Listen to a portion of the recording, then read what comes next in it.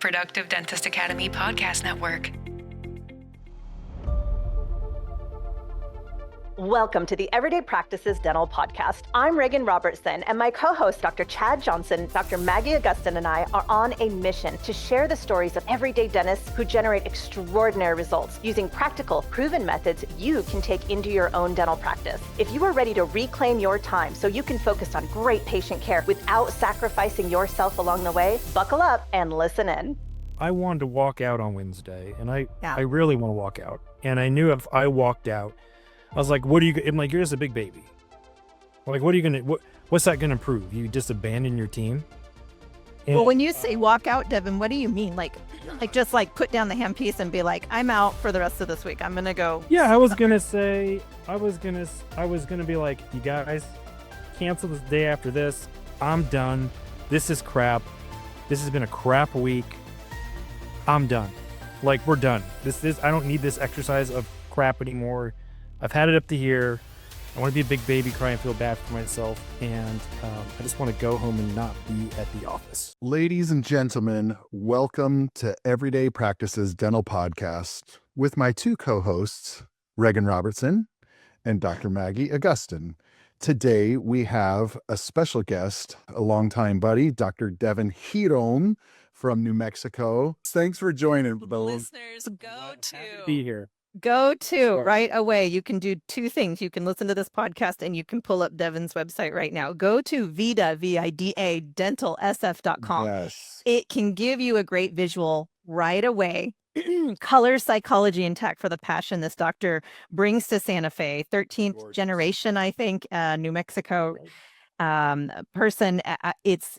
He embodies productivity and also a lot of soul. So Chad invited Dr. Devin to be on our podcast, and I just wanted to wrap us around a controlling idea, Chad, here, because our listeners need to get right to the point, right? They need content. Let's do this. Yeah, and we're here to discuss what happens when you have a not so great week. A lot of us like to put our best face forward, right? Our curated pictures and our wonderful Instagram posts, and isn't that so nice? And the reality is some weeks are anything but that at all, and we're ready to throw everything out the window. So we were trying to figure out, what type of expertise we can bring in. Thought we go that direction today. Devin, welcome. As listeners, listen, normally Devin is killing it.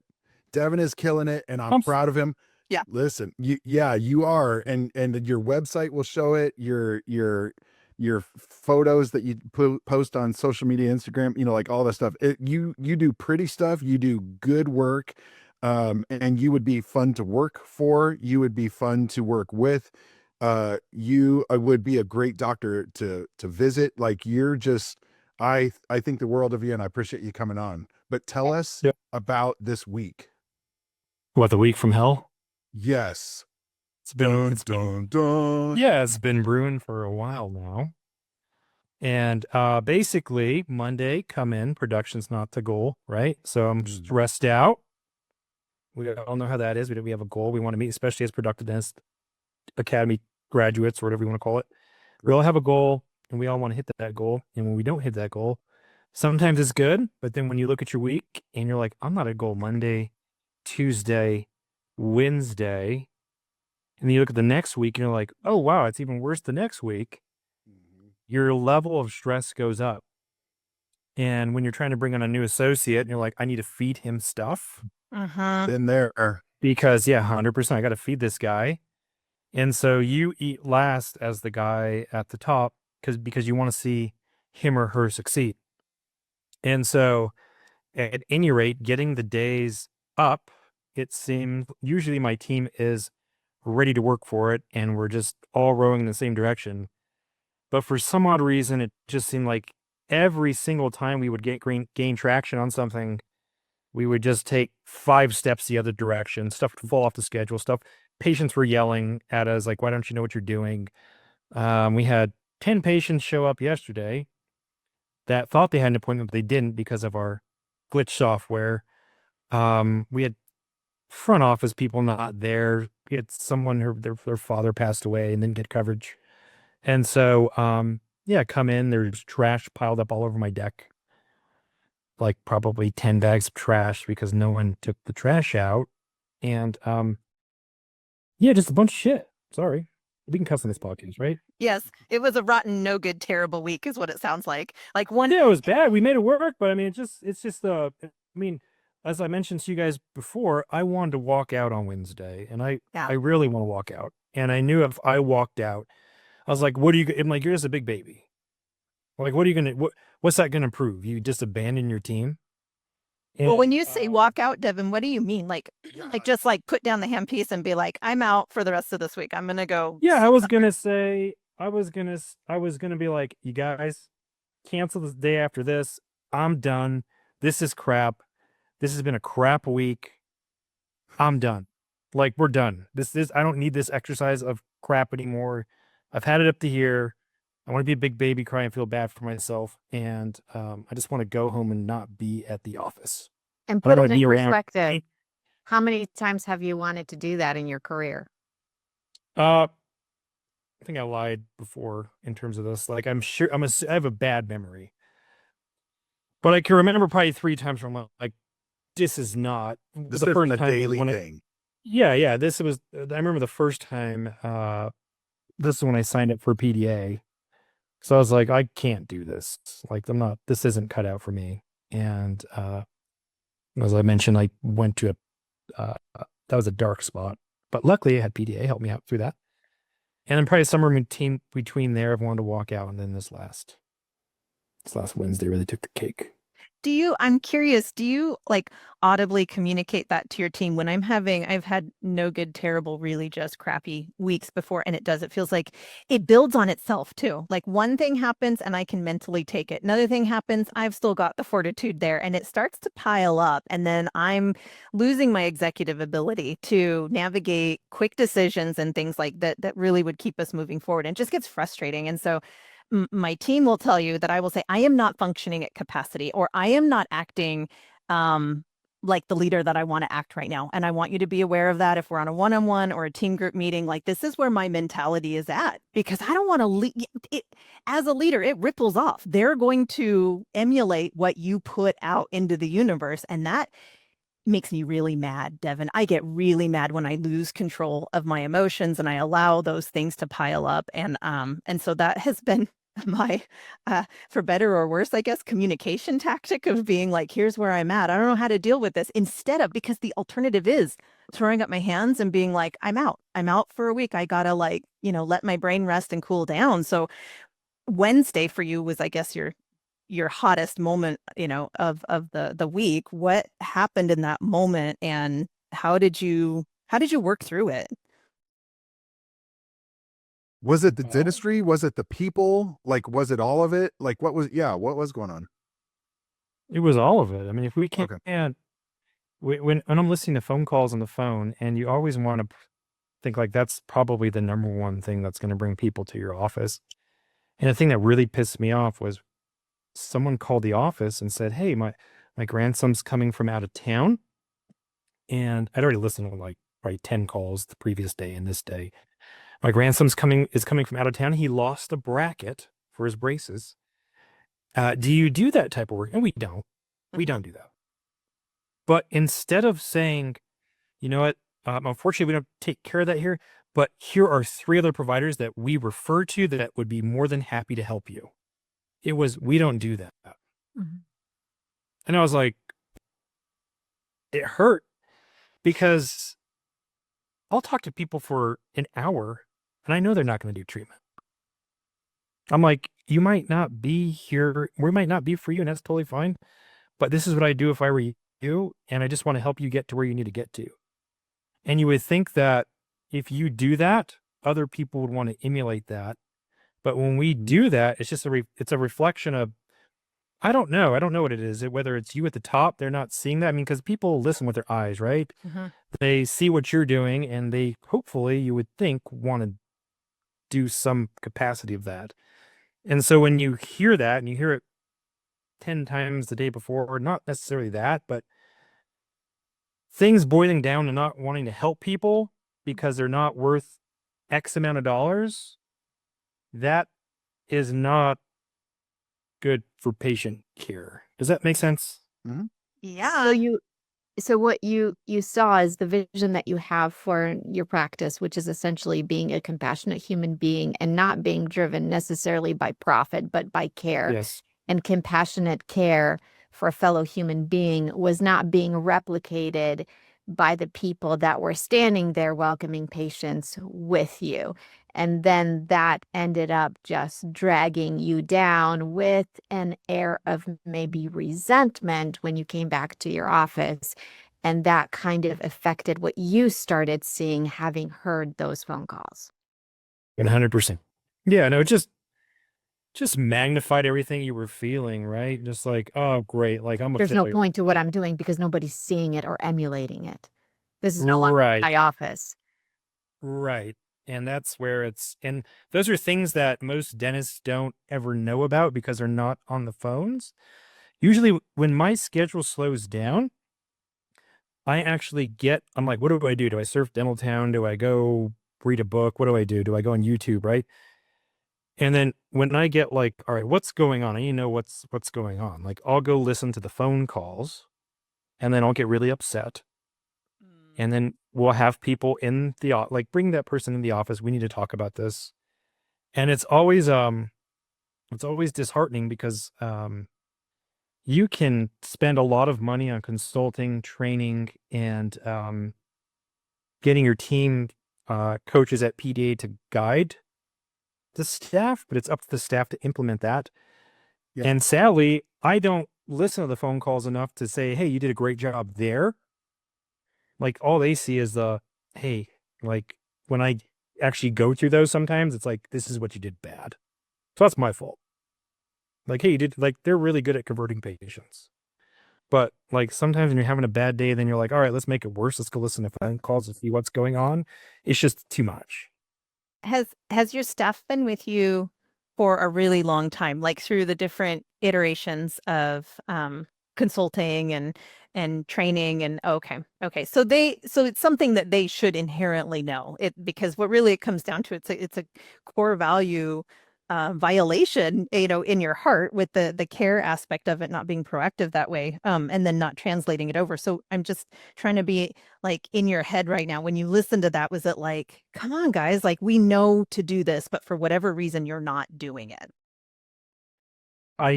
Yes. So that's something I can figure out, and I've never been able to figure that out. And we do exceptionally well with what we have. But it does come with a lot of stress that hangs over the leadership at the top, because it's just too much. You're like, you don't want to be like, what, are you stupid? Are you trying to hurt me? Like, what? Like, you can't do that. That's not, Yeah. that wouldn't ever work. You want to shake people and be like, what don't you get? Like, you want a script? I don't want to use the script. Okay, let's practice this. And you practice it. And then you hope that something translates into momentum, which clearly it does. The practice we run is a very well-run practice. I just feel like we're always running at 30% of where we could be if we cared about each other in a way that we should as human beings. But it's, do you hire this person? Do you find them? Where is this unicorn?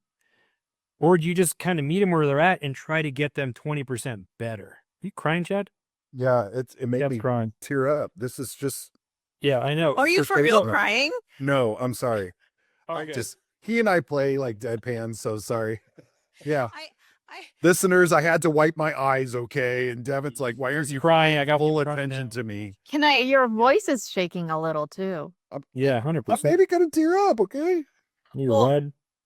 I want to put this into perspective, especially for you listening right now, and as to the kind of doctor that Devin is. Obviously, the care comes through really loud and clear. But this, I mean, your office, this is something you truly do work out. This is a real high level problem that I think is affecting every single practice to a certain extent. But you don't get to over 1,000 5-star reviews, which is what you have right now.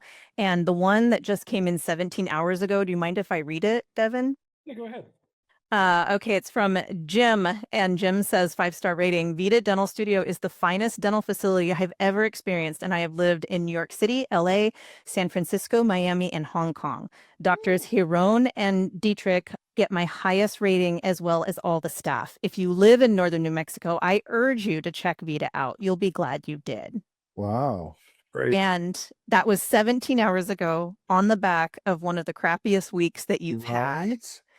Right. And I just wanted to translate to you, this is how deep you care. And the things that are making you upset is because your purpose is much deeper than the dentistry that you provide. Doctor, are you tired of repeating yourself with your team over and over again, and yet you still see treatment walk out the door? If so, you're not alone. The Clinical Calibration Institute, powered by Productive Dentist Academy, is an all-new online platform that unites your team around your philosophy of care, so patients can say yes with confidence and you grow with purpose. Including online curriculum with world-class faculty, monthly live mastermind sessions for each department within your practice, and an online private community, this is your home to grow. Head over to clinicalcalibration.com today to join every member of your team for one very low monthly membership fee. That's clinicalcalibration.com. Right. Where does that come It's the from? relationships. Yeah, no, it's the relationships with your staff, right?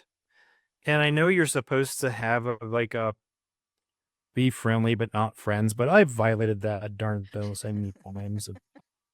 And I know Dr. Dietrich's a little bit more professional than me. He keeps that barrier there, and I respect that because people who have boundaries, I respect that. Sometimes my boundaries like blur, and it can be a really good thing, but also a really bad thing. And so these are people that I love, and you just want to see them do good, just like you want to see anyone do well, right? And sometimes when they screw up or they drop the ball just because of, I don't know, carelessness and laziness sometimes because they just didn't want to do it or take the time to do it, it's more of a personal sting because it's like, I've always told them, I tell them this about Dr. Dietrich. I'm like, you guys have the opportunity to be around Dr. Dietrich. And he says a lot of things that other dentists don't say and other human beings don't say. Oh. He's very good with verbiage and just how he deals with certain situations. He can diffuse a situation very good. And I'm like, it's an opportunity to be around someone like that. Dentists pay to be around someone like that.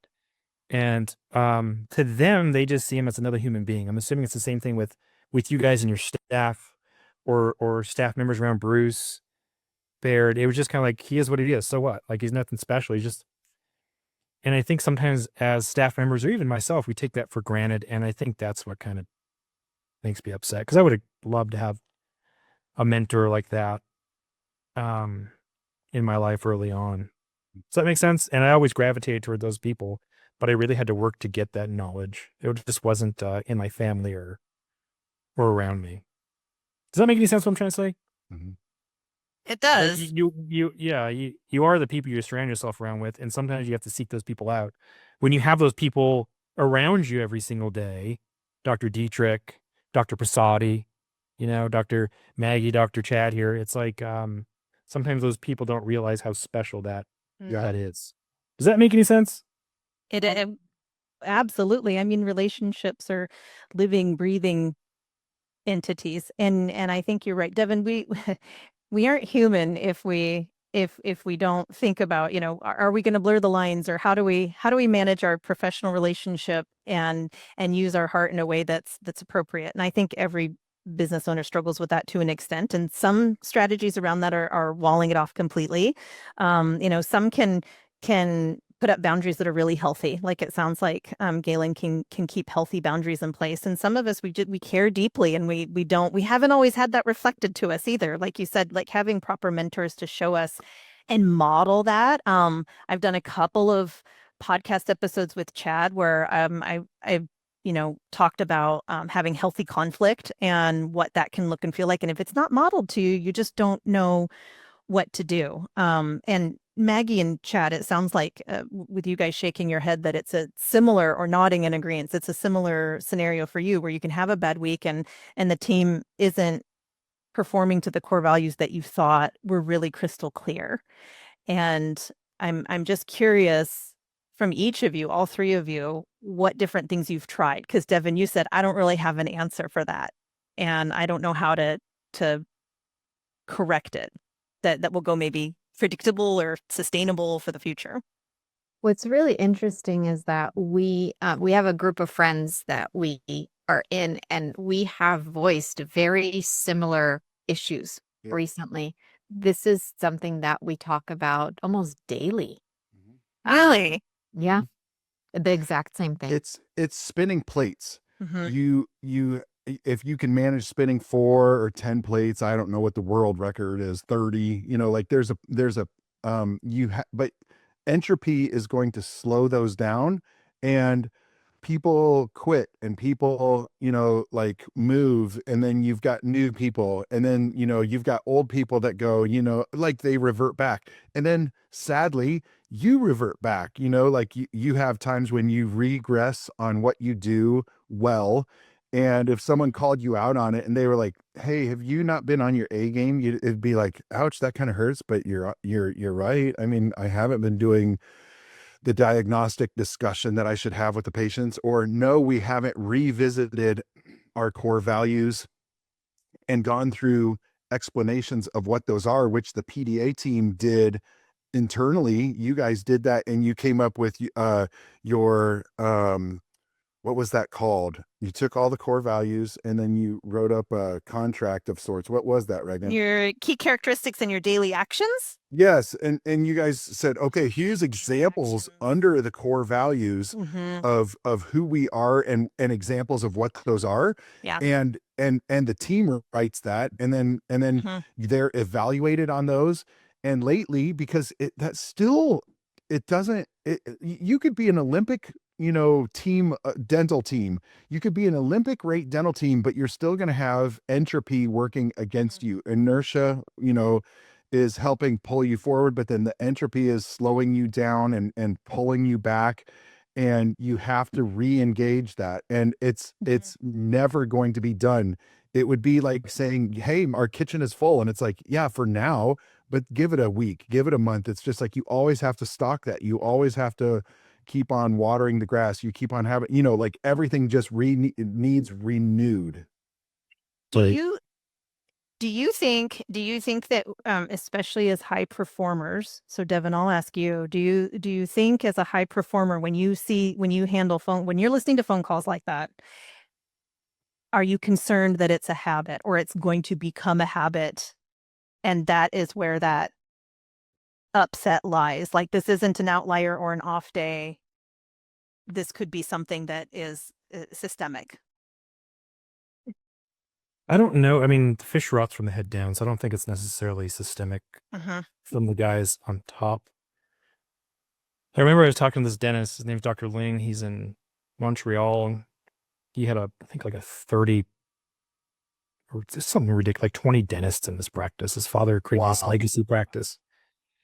And I was just getting into private practice. And I was like, "All right, tell me about the systems you have." Yeah. And he's like, "There are no systems." I was like, "You're an idiot. Like really, like quit screwing around with me. Like, tell me what the systems are." And he's like, "We don't have systems. People have to want to do their job because they want to do their job well. They have to want to do it. And it's not something you can force upon them." So, for us, when I see a breakdown in not answering the phone right, it's usually a symptom of something else. Like, what's going on? Are you stressed out here? Are we pushing you too hard? What is it? Like, tell me where you are at. Is it a home life thing? Like, what? I know you, and I know that you think this is subpar. So how do we get whatever's causing the problem or the stress out of that funk to get you moving in the right direction, so that you don't cost me thousands of dollars on the phone, and by costing you potential bonuses and raises, and costing Dr. Dietrich and his livelihood, and Dr. Greg, who we just bought on, his livelihood. Like, we're all affected by this, right? So what's this like? Where is the breakdown? You having a bad like something going on in your person? Like, it's usually a symptom of something else. Do you see Oh, sorry to cut you off. Go ahead. Go ahead. Go ahead. Do you see a correlation, since all three of you have associates or have had associates? Do you see a correlation in bringing in an associate and then the disruption with the team that lowers typical Yes. performance? I've seen that anyway in the dentist that I've interacted with over the Just years. this week, I had a patient that came in and she says, "Hey, look at this tooth right here. Your last dentist was getting upset because the assistant was saying that he needed to do something different. And then he got mad and he left the room.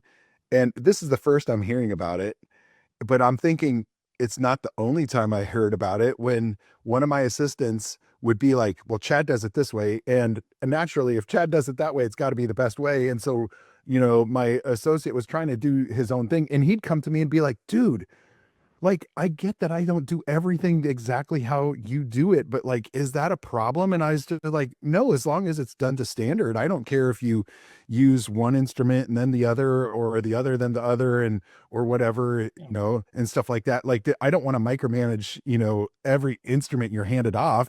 And as an example, but it was funny, the patient's perception, he got up and left because and I just don't think it was done right. And it's just kind of funny because it's just like, well, that's drawing a lot of conclusions, right? But she was aware of the weirdness of my assistant, who's almost, it's cool that she was, standing up for me and, like, this is how we do it around here. But I'm just also going, I mean, I don't need him to be a robot carbon copy of me. He can be his own person. And, like, there are times when it's like, yeah, the way I do it is pretty darn good. Copy that. But at the same time, if someone says, well, I don't like saying the word it is, I like saying it's like, well, then say it's. I don't need to micromanage every conjunction that you use and stuff like that. You get what I'm saying? But just this week, I was shown an example. I'm thinking, that assistant, they guard the head doctor like it's some big deal, like we do things perfect, and the curtain pulled back, we don't do everything perfect. That's not the point. We're trying to grow this human associate to greatness, and it's going to be a different copy than just like I'm different than Bruce. I mean, I can't be Bruce. I want to be like Bruce in ways, Dr. Bruce Baird, but I don't, like, I can't do everything like him. In fact, the nuanced ways that I change it is going to be better in my vocabulary, better in my hands, the way that I'll say it. Because I'll see a tooth and I'll go, that tooth is hosed. And in my area, that works. And other people, when I tell them that, they're like, you don't say that to the patient. And I go, sure I do. I say, that tooth, you see on the screen, that big black hole you're hosed. That tooth is hosed. We got to pull it. And they'll be like, you tell them that? And I'm like, yeah, just like that. But for me and the culture that I have, it's what works, right? It's the soil that I've cultivated. It's what works in my greenhouse, as Devin and I were talking about, different soils, different outcomes, different plants, stuff like that. So those are my deep thoughts by Chad Johnson about the ever-changing dynamic of associates and owners. Thank you very much. As much as we talk about sometimes being frustrated by our teams and being resentful on account of how they might not be grateful for all the things that we provide, it was when we had an associate that really wasn't panning out that I became very grateful for my team, because that's when I really saw them doing exactly what they were trained to do. They were really able to pick out all the clinical calibration that we'd been doing for years and spot all the ways that my associate really had a distance that she needed to travel. And yeah, they had my back more than they had hers, and that was probably not the way that we needed to be going about things. But they really knew what they were doing on every single level. When it came to dealing with her and overlooking what she was doing when I wasn't in the office. And so that was really neat. That was really neat to see. There's a push and a pull that I see when you bring in an associate, because the times that I have seen dentists personally interacted with them that they are most stressed out is when they're bringing in an associate, they brought in an associate, and then they can't fill the load. So they've got this pressure to perform and to get the finances flowing in the right direction and the revenue going in the right direction to support this new hire. I would love to know, Devin, when you bring in an associate, do you account for that integration by way of adjusting your schedule and adjusting your team's schedule to get to know each other? And just to give you context to that, the best analogy I can think of is I have 3 super good girlfriends. We have been best friends for over a decade. And so when we go on our girls' trips, we know each other intuitively so well. So it reminds me of having like the best assistant ever that knows what instruments in what order and how everything flows. You never have to think about it. And there are times when we incorporate other girlfriends into our getaways, and it's still fun, but it throws everything off. Like, we don't know the idiosyncrasies of this person over here. We don't know how this person's going to communicate and meld together. And we've talked about that quite a bit. And I'm curious, how do you bring in an associate, and do you account for that time? Because there is a really big polarity that exists, and a push and a pull between, we got to get this person up and running, so we got to push the schedule and get it all filled with, how are we going to bring in this person and help the team adjust and account for that intangible adjustment period where the emotions are sitting present and we're trying to learn somebody new?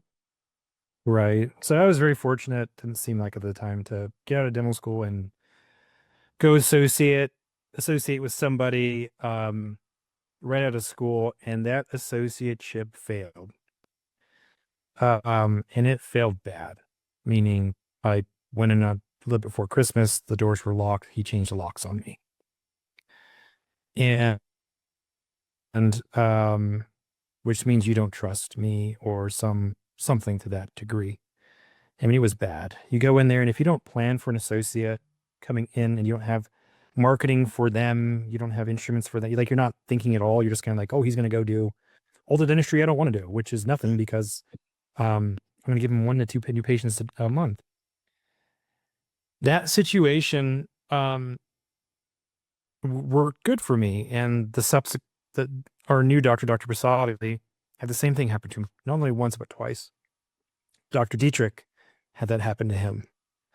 And those are really good learning experiences, because you don't realize how much that affects your professional career later. That set me back a while, and that set Dr. Prasadi back a while, and that set Dr. Dietrich back a while, because we lost confidence. We were like, we're failures.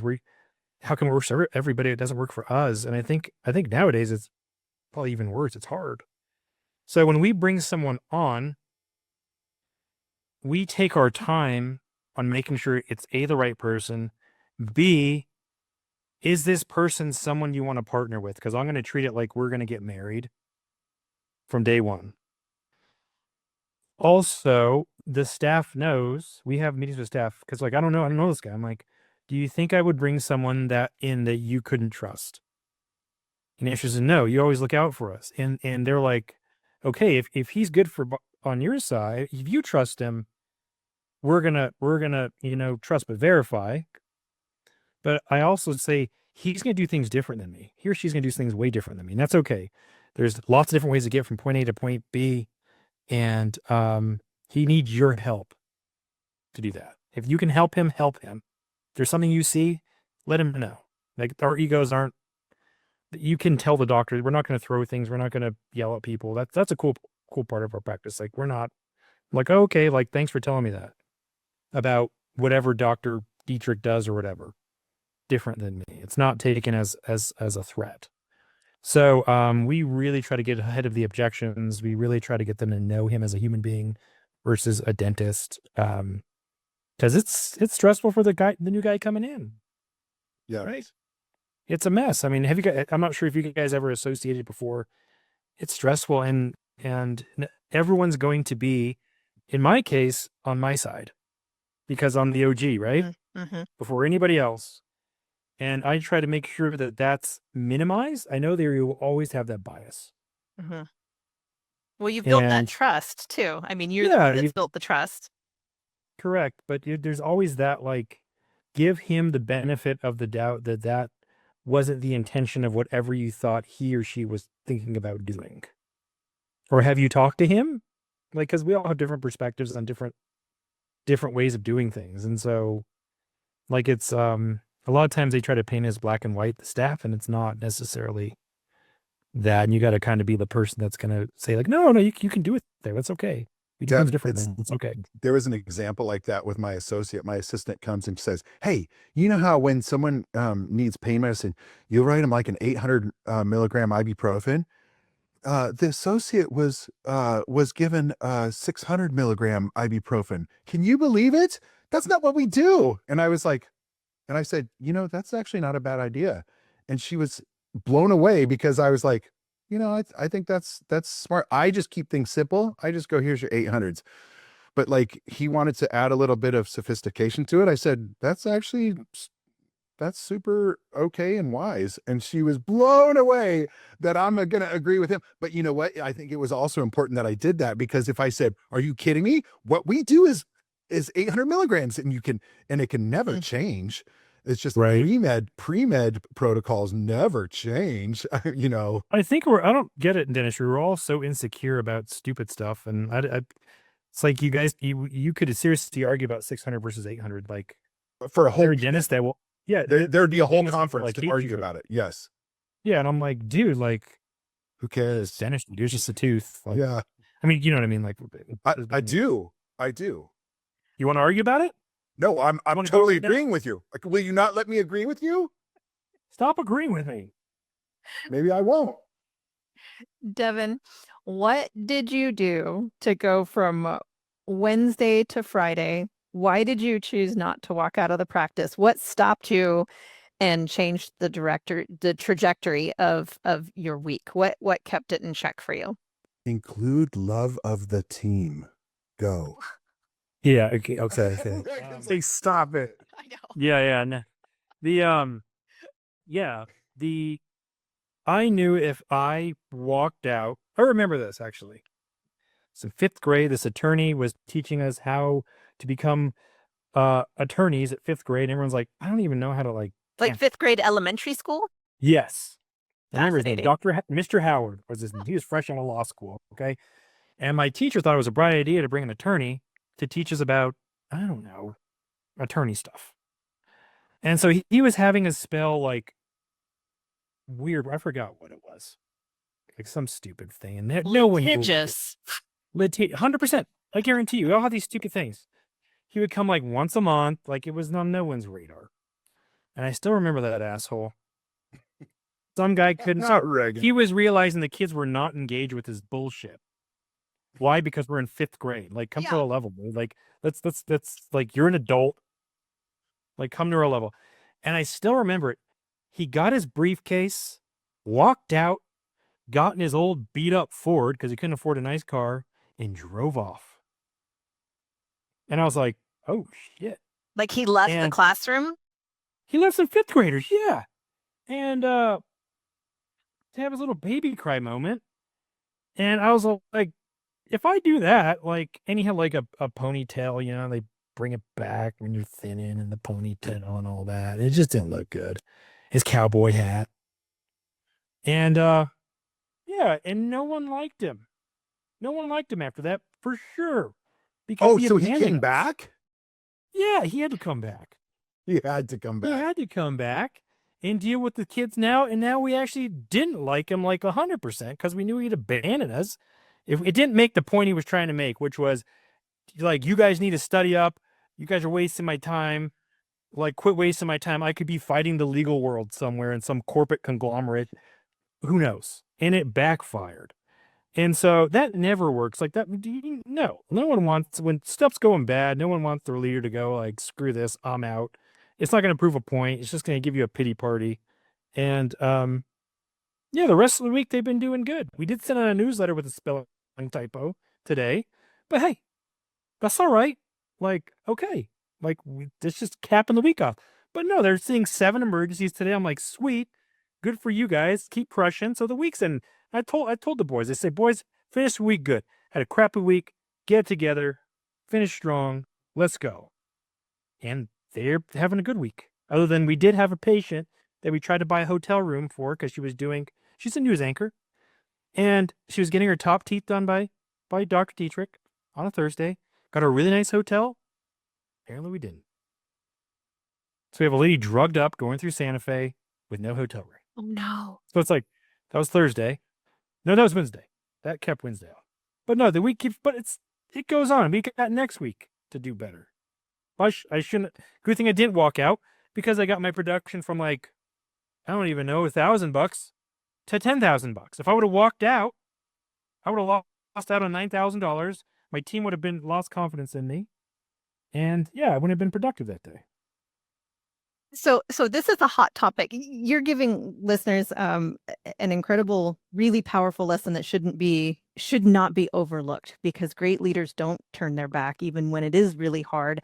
Saying it sounds so flat. None of you have probably listened. Listeners, tell me, have any of you watched the McBee Dynasty reality series?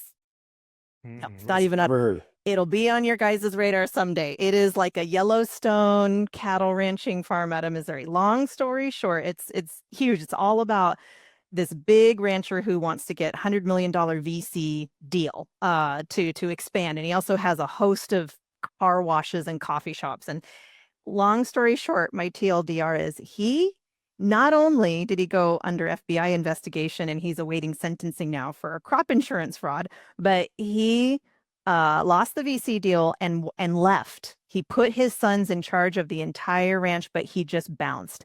And it has been a hot topic in my household this week because we have talked about leadership. And when you have to show up is when you often feel the absolute worst. And it is a hard moment. I think all of us have had that moment where we just want to throw up our hands and walk away. And you really, the opposite is sticking it through. And then to contrast, Devin, you received a 5-star review every single day this week. And I think that's an insane testament to what you handle on the other side and how, what it means to be high performing, but also how you are obviously buffering some of the experience that's going on. And your team and yourself and your doctors are still delivering really great service. So yes, few aches probably got broken. I don't know if you look at your reviews. I just Googled your reviews, but I'm just like, wow, what a contrast. The reality is such a contrast. You can still do great, still have a really crappy week and want to walk away. And I think that's amazing that you had an anchor story from 5th grade, one of your developmental years, and we learned from great mentors, and we also learned from train wrecks. And the lawyer was a total train wreck that you've never forgotten about. And you said, I don't want to be that guy. And I bet you even, pictured, like you said, his crappy car. Well, it's up here. Yeah. Yeah. So that stopped you. And then, so 2 days later, do you feel like it's getting a little better now? Do you feel like, okay, I've gone past the hurdle and. Yeah, no, 100%. No, that's just when you keep going, Monday sucks, Tuesday sucks, Wednesday sucks, and then you pull it out every day, you're still upset that you had to go through that crap. But 1 day or 2 days removed, it's like, oh, okay, cool. I'm good. I'm energized and we're ready to go. That's why productive dentistry is cool, because I'm not doing it 5 days a week. I'm doing it 3 days a week. Right? Hopefully 2 days. Yeah. We didn't even get into your schedule that you're doing 3 days a week. Yeah, no, 3 days a week. So I've been doing that for, I don't even know, 2, 3, I'm not sure how long. But it's something that it gives you a little bit of time away from the office, because I used to work 5 days a week. And it seems like you don't even get a week. I don't know how dentists do that, being that we deal with in a stressful environment. So, yeah, no, I'm already ready to go. I could go in today if I really wanted to. Just having that day off was enough to recharge the batteries. Mm-hmm. Does that make sense? It does. I have one last question. Good Bruceism there. Does that make sense? Yeah, it makes sense. What is one thing you're gonna do maybe differently or prepare for next week? Well, we have a meeting next week, half the day. So that's what we do on once a month. We'll shut down the office half the day and have a meeting. So for that, I don't know what I'm going to do differently, Reagan. We do the same thing all the time. So when we have stress tests like this, we're prepared for it. So I'm not sure we're going to do anything differently because we're always preparing for things like this so that things like this don't happen. But when they do happen, we're kind of ready for it. So I'm not sure if we're going to do anything different. I'm a pessimist. I'm always preparing for stupid stuff. Yes, I don't you know what are. it is. I'm sorry. And so I'm always like, I got to get this ready. I don't want to run out of money. I don't want. It's like they're not even real, like fears, but they scare me. I'm afraid of everything. Just risk of I have an idea, Reagan, and it Sorry, goes guys. back to it. Like if you have your core values, then have your team come up with examples of how the team shows up for each core value. And that is when Joanne, my coach, helped draft our code of ethics. Same key words, but then with descriptions underneath of what that means to be that core value. Because when left to it, being nice is a core value that it sounds great, but it's like, okay, what's an example of that? Dude, Chad, shut up, dude. I can't. You're welcome. I mean- Goodbye. I love you. Dude, I can't do that anymore, man. Go ahead, Reagan. I recommend we have Devin. This has been a riveting hour, by the way. Listeners, I hope you got a lot from this. I propose we have Devin on again. I want to hear more about this stress test. And I know that it works. So I want to know more about these, about your half-day meetings that you have and what you put into place so that you know the living, breathing relationships keep up to your high standard. Devin, thank you for Appreciate being it. on our podcast. It's been Thanks, great. buddy. Thank you for listening to another episode of Everyday Practices Podcast. It would mean the world if you can help spread the word by sharing this episode with a fellow dentist and leave us a review on iTunes or Spotify. Do you have an extraordinary story you'd like to share or feedback on how we can make this podcast even more awesome? Drop us an email at podcast@productivedentist.com. And don't forget to check out our other podcasts from Productive Dentist Academy at productivedentist.com/podcasts. See you next week.